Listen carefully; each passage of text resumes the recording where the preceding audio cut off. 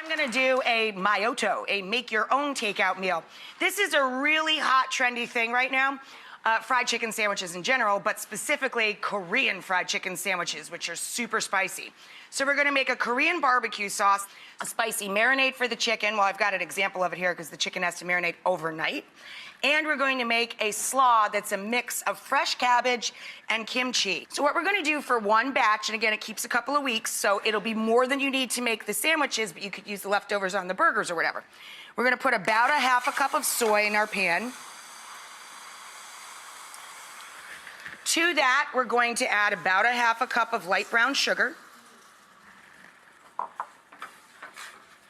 To that, we're going to add 3 or 4 tablespoons of rice wine vinegar for our acid. We're going to add a little drizzle of honey as well. A splash of sesame oil. Lots of garlic.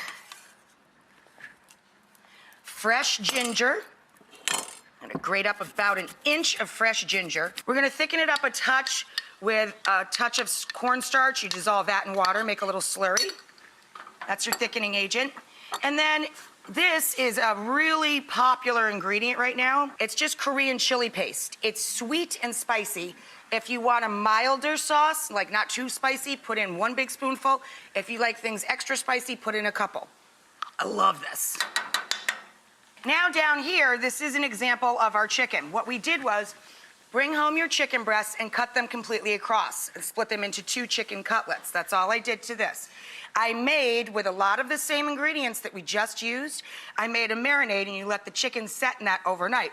It's lime juice, ginger, garlic, a little black pepper, some coriander, sesame oil, soy sauce, and that Korean chili paste. And then I just set up a breading station. Let's get this a lot closer to our little tabletop fryer. We're going to fry our chicken at 350 and then keep it in a warm oven at 275. And set up your breading station like this: flour, buttermilk, flour, your hot oil.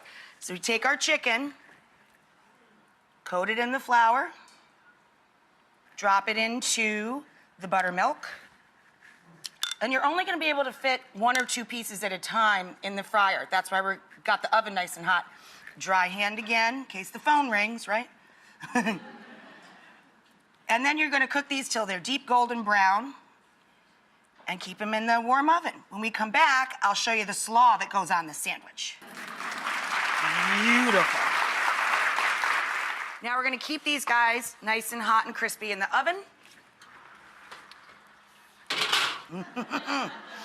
And now we're going to work on our slaw salad topper. Now, kimchi you get in a regular grocery store, right? It's extremely spicy fermented cabbage. So we're going to take a little bit of kimchi and kind of mellow it out by adding about 3 cups of shredded Savoy cabbage. That's the cabbage that looks like this guy, or you can use white cabbage. We're gonna take about 3 cups of that and cut it with 1 cup of kimchi. So it's gonna dial back that flavor. We have to dress the fresh cabbage though. So we're going to take ginger and garlic. And we're starting with a base of mayonnaise, or I prefer aquafaba. This is vegan mayonnaise. It's actually made out of chickpeas. 1 garlic, an inch of ginger, a spoonful of our chili paste, a little sesame oil, a little honey for sweetness. Whisk this all together. In goes our fresh cabbage. In goes our kimchi. And I want a little mild onion flavor. In goes our chopped scallions. We made our own takeout, a really trendy food, a fried chicken sandwich Korean style. So I've got my Korean marinated fried chicken that I just put on our soft bun. I'm gonna slather it with a little of our Korean barbecue sauce that is so good. And then we take our kimchi, but homemade slaw mixed with a little bit of kimchi, slaw, put that up on top, put the bun top on. Come on! Yeah!